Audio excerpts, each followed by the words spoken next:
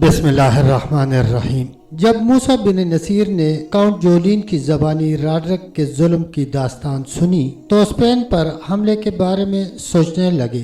موسیٰ بن نصیر کی اس وقت کے حالات پر گہری نظر تھی، مگر اس کو یہ بھی علم تھا کہ اللہ تعالیٰ کے مظلوم مخلوق کو تنگ کرنے والے کی کیا سزا ہونی چاہیے۔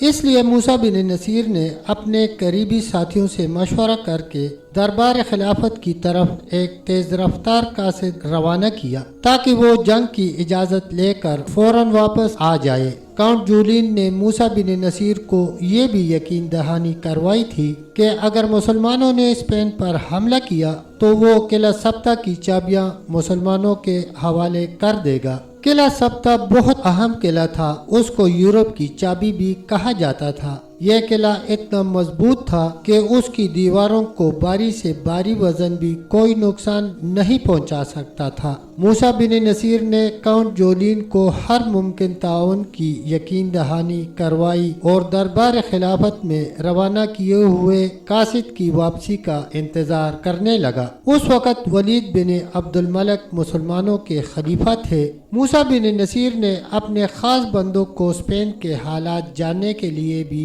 روانہ کیا تاکہ کاؤنٹ جولین کی باتوں کی سچائی معلوم ہو سکے۔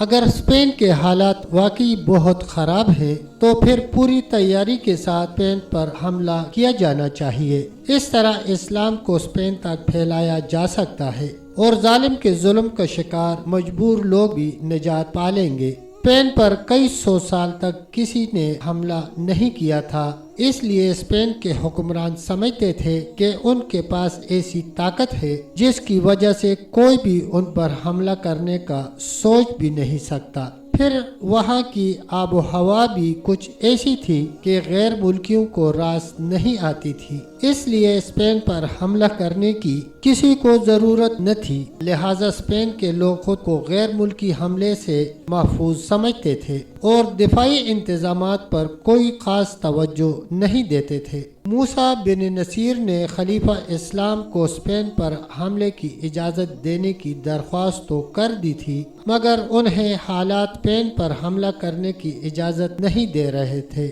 کیونکہ سندھ کا راجہ داہر نے مسلمانوں کو قید کر لیا تھا اور خلیفہ اسلام کے لیے آنے والے تحائف سے بڑے بحری جہاز کو بھی لوٹ لیا تھا۔ راجہ داہر سے مقابلہ کرنے کے لیے ان دنوں محمد بن قاسم کی سربراہی میں اسلامی فوج دمشق سے سندھ روانہ ہو چکی تھی، اس لیے موسیٰ بن نصیر کے دل میں خیال آیا کہ خلیفہ اسلام اسپین پر حملہ کرنے کی اجازت نہیں دیں گے، مگر جب خلیفہ اسلام کو ساری صورتحال کا علم ہوا تو انہوں نے جواب دیا، مظلوم کی حمایت کرنا ہمارا دینی فریضہ ہے۔ کاؤنٹ جولین نے ہم سے مدد طلب کی ہے، اس لیے اس کی مدد ضرور کی جائے۔ خلیفہ اسلام ولید بن عبد الملک نے اس مہم کے لیے موسیٰ بن نصیر کو فوجی مہم کا مکمل اختیار دے دیا۔ موسیٰ بن نصیر کی سوچ کے برعکس خلیفہ اسلام کے جواب نے انہیں حیران کر دیا۔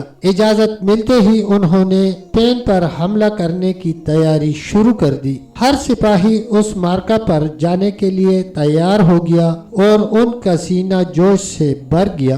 ہر سپاہی اسپین کے خلاف لڑنے پر خوشی سے راضی ہو گیا۔ سب کا خیال تھا اس مارکہ کے لیے کوئی بڑا لشکر بھیجا جائے گا، مگر اسپین کے طاقتور بادشاہ کا مقابلہ کرنے کے لیے صرف 7,000 سپاہی بھیجنے کا فیصلہ کیا گیا۔ طاقتور اور اجنبی ملک کے مقابلہ میں صرف 7,000 سپاہی بظاہر بہت کم تھے، مگر موسیٰ بن نصیر نے یہ 7,000 سپاہی ایسے چنے تھے جو بہادری اور وفاداری میں اپنی مثال آپ تھے۔